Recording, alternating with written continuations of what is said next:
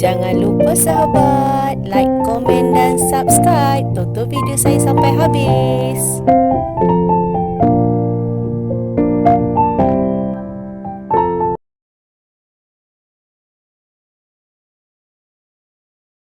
Assalamualaikum sahabat semua. Apa khabar? Berjumpa lagi dengan saya, Aisyah Bunga. Semoga kita sentiasa sihat, diberkati Allah dan dilempahkan rezeki seluas-luas lautan. Untuk semua sahabat saya, hari ini saya nak share dengan sahabat semua sebab sekarang musim panas. Walaupun tanaman kita di bahagian ruang berbumbung ataupun redup, tapi bahang dan haba tu panas. Macam contoh, kalau kita duduk dalam rumah, stay ada kipas ataupun tempat redup, tapi stay bahang dan panas. Untuk saya share hari ni, saya nak sharekan dengan sahabat semua. Untuk pokok kita jangan panas. Satu, daun kuning. Kalau musim panas ni, daun kuning, lepas tu daun akan terbakar, biasanya akan terbakar.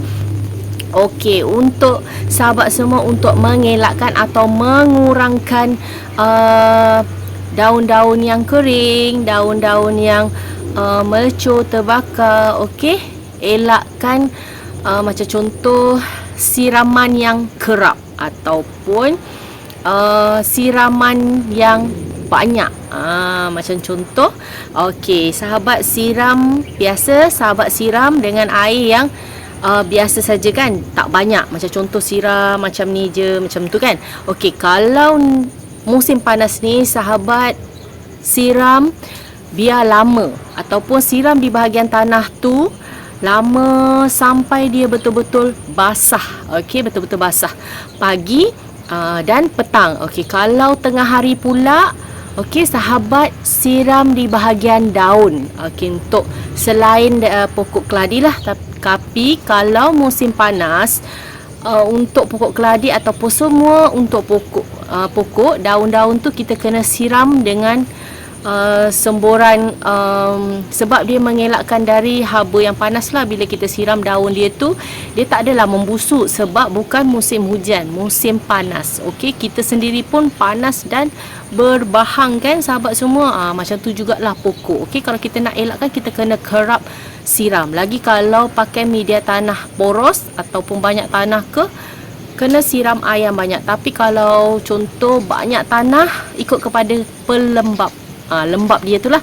Kalau lembab dia tu, masa sahabat nak siram tu masih basah, lembab, tak perlu siram lah. Ini untuk macam contoh, kalau pokok-pokok jenis media tanah yang poros, kena kerap siram. Pagi dan petang siram air yang banyak. Tengah hari siram di bahagian daun untuk mengelakkan panas haba. Untuk tanaman ni, sebab memang kadang-kadang di bawah bumbung, kita nak akan nampak pokok-pokok tu layu. Untuk pokok yang layu, kita kena siram air yang lama.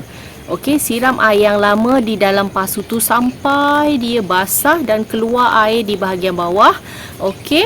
Ataupun sahabat letak piring di bawah dia tu biar ada air. Tak sampai beberapa jam, nanti dia akan segar ataupun menegak balik pokok tu.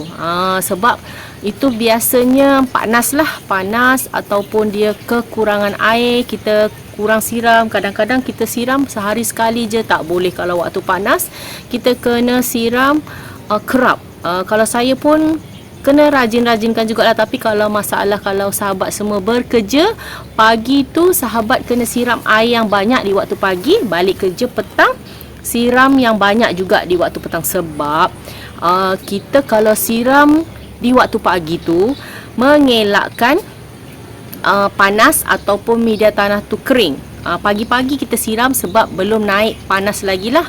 Kalau di bahagian petang, kalau boleh petang dalam pukul 6 lebih nak dekat maghrib tu kita siram. Sebab kenapa kena siram di waktu petang nak maghrib tu? Sebab untuk malam harinya tu cahaya matahari tak ada, jadi pokok-pokok ni boleh lembap lama sikit pada waktu malam. Bila dia nak pergi ke waktu tengah hari tu yang jadi panas, di dalam pot tu ada kira macam air lagi lah, jadi dia tak kering, dia boleh lembap lama di waktu malam. Okey, untuk tanaman ni kita kena rajin ya sahabat semua. Kita tak boleh macam contoh kita beli, kita biar je. Pandai-pandailah dia nak air ke, pandai-pandailah dia cari baja ke, tak boleh. Sebab kalau macam saya, okey, kalau macam contoh ada pokok-pokok yang dah menguning, rosak, sahabat potong sahaja daun-daun tu. Jangan risau. Sebab bila potong dia akan cepat proses pembesaran daun tu. Okey, proses pembesaran daun tu dia akan cepat. Kalau nampak je pokok-pokok yang dah menguning, daun dah tak elok, potong sahaja, dia akan cepat naik daun baru. Tu banyakkannya tanaman saya. Okay, sebab saya nak tunjuk yang pokok-pokok ada masalah macam menguning, terbakar, sebab tak ada ya. Sebab nanti kalau saya ada gambar, saya akan letak di video saya. Nanti saya akan cari daun-daun yang selalu bermasalah pada musim panas. Okey, kalau macam sahabat bekerja, sahabat boleh letak macam contoh baldi ke, ataupun bekas-bekas piring tu ke, biar dia lembap dan basah pada waktu panas macam ni. Sebab pokok pun boleh stres pada waktu panas. Satu, dia akan layu. Satu, daun tak menegak. Okey. Ketiga, dia akan menguning, daun tak sihat. Sebab musim panas pun pokok akan kering dan terbakar. Okey, musim panas. Kalau musim hujan, okey, lembap. Lepas tu hama akan senang duduk di daun-daun kita. Tapi kalau musim panas ni, hama-hama ni dia kurang sikit pada musim panas.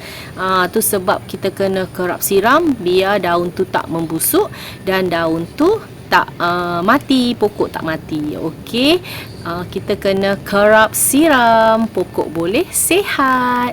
Untuk membaja pula, elakkan di waktu musim panas ni kita membaja di waktu siang. Kalau boleh kita membaja di waktu maghrib ke malam. Bila musim panas kita membaja, baja tu mesti ada macam contoh, walaupun dia baja organik ke, dia mesti ada tahap dia punya panas tu, sebab dia ada bahan-bahan yang tertentu akan memanaskan pokok kita. Elakkan baja dari bahagian pokok. Okey, baja di bahagian sekeliling pasu. Jangan letak di bahagian batang pokok ataupun akar. Memang kena elakkan kita membaja pada musim panas ni di bahagian pokok. Okey, kalau boleh baja tu kita letak di bahagian tepi. Lepas tu kita siram air yang banyak. Bila siram air yang banyak, baja tu akan terus meresap ke dalam pot. Bila meresap dalam pot, kurang sikit lah dia punya untuk terbakar daun tu. Sebab kalau musim panas memang saya tak akan letak baja tu banyak. Macam contoh, baja tu 2 sudu ataupun 1 sudu, saya akan bagi sukatan tu tak lebih lah. Saya akan kurangkan sikit sukatan tu. Kerap juga kita membaja seminggu sekali, tapi dan jangan terlampau banyak. Okey, sebab musim panas, dia panas, baja tu lagi panas, dia akan terbakarkan daun ataupun daun akan menguning di bahagian tepi. Okey, itu saja tips dari saya. Semoga memberi manfaat dan ilmu kepada sahabat semua.